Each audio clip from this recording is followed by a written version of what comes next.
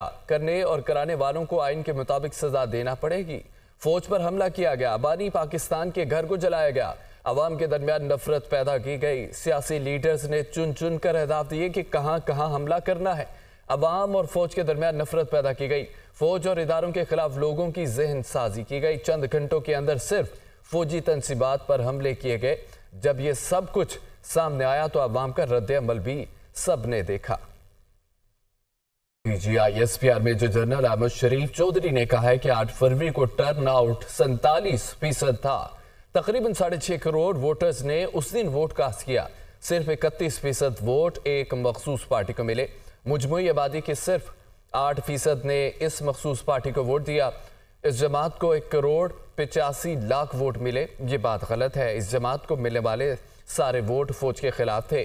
مخصوص پارٹی کو ووٹ ملنے کا مقصد یہ نہیں کہ کورٹ کے ججز کا عدلیہ میں مداخلت کے حوالے سے خط کا معاملہ، سپریم کورٹ کے 6 رکنی لارجر بینچ کے روبرو از خود نوٹس کی سماعت۔ اٹارنی جنرل نے جواب کے لیے وقت مانگ لیا۔ کیس کی سماعت غیر معینہ مدت کے لیے ملتوی کر دی گئی۔ دوران سماعت جسٹس اطہر من اللہ نے ریمارکس دیے کہ 6 ججز نے مشترکہ خط لکھا۔ حتمی ذمہ داری تو وفاقی حکومت کی ہے۔ وفاقی حکومت کو اپنی پوزیشن واضح کرنی چاہیے۔ ہم نے 76 سال جھوٹ بولا اور سچ کو چھپایا ہے۔ ہمیں اب خوف ختم کر کے سچ بولنا چاہیے۔ پاکستان بار کونسل کے وکیل ریاضت علی نے کہا کہ پاکستان بار کونسل اس معاملے کی جوڈیشل تحقیقات کرانا چاہتی ہے۔ جوڈیشل کمیشن بنا کر قصورواروں کو سزا دی جائے۔ جسٹس منصور علی شاہ نے ریمارکس دیے کہ کوئی ایسا سسٹم بنانا چاہیے کہ اگر کچھ ہو تو وکلا کی طرح ججز بھی اکٹھے ہو جائیں۔ چیف جسٹس قاضی فائز عیسیٰ نے کہا کہ فرض کریں دھمکی آتی ہے، میں شکایت دائر کروں یہ بہتر ہے یا اپنا اختیار استعمال کرنا؟ میں اپنے اختیارات کسی کمیشن کو کیوں دوں؟ جمال خان مندوخیل نے ریمارکس دیے کہ سیاسی جماعتیں چاہتی ہیں کہ مداخلت ان کے لیے کی جائے۔ جسٹس اطہر من اللہ نے کہا کہ ہمارے سامنے بڑا سوال یہ ہے کہ آیا یہ ملک آئین کے تحت چل رہا ہے یا نہیں۔ کسی مہذب معاشرے میں اب تک سزا۔ اسلام آباد ہائی کورٹ کے ججز کے خلاف سوشل میڈیا پر مہم۔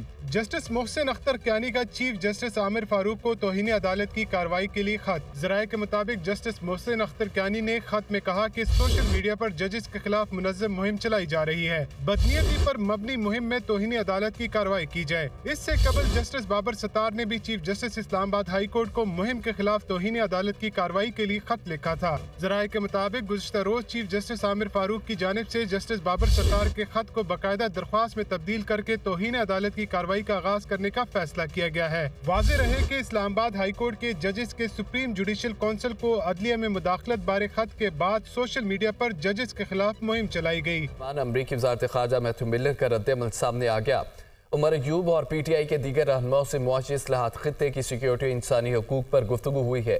دونوں ممالک کے مابین تعلقات کو مزید مستحکم کرنے پر بھی غور کیا گیا۔ ہماری کسی ایک سیاسی جماعت کے لیے کوئی پوزیشن نہیں۔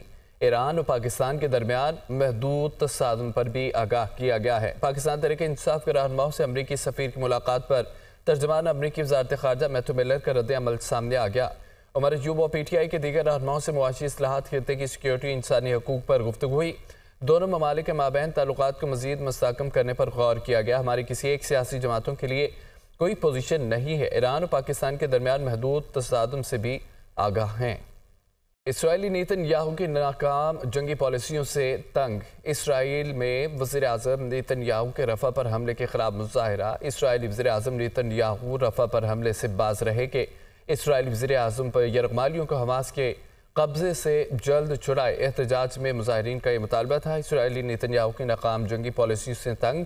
اسرائیل میں وزیر اعظم نیتن یاہو کے رفح پر حملے کے خلاف مظاہرہ۔ اسرائیلی وزیر اعظم نیتن یاہو رفح پر حملے سے باز رہے کہ اسرائیلی وزیر اعظم یرغمالیوں کو حماس کے قبضے سے جلد چھڑائے۔ احتجاج میں مظاہرین کا مطالبہ۔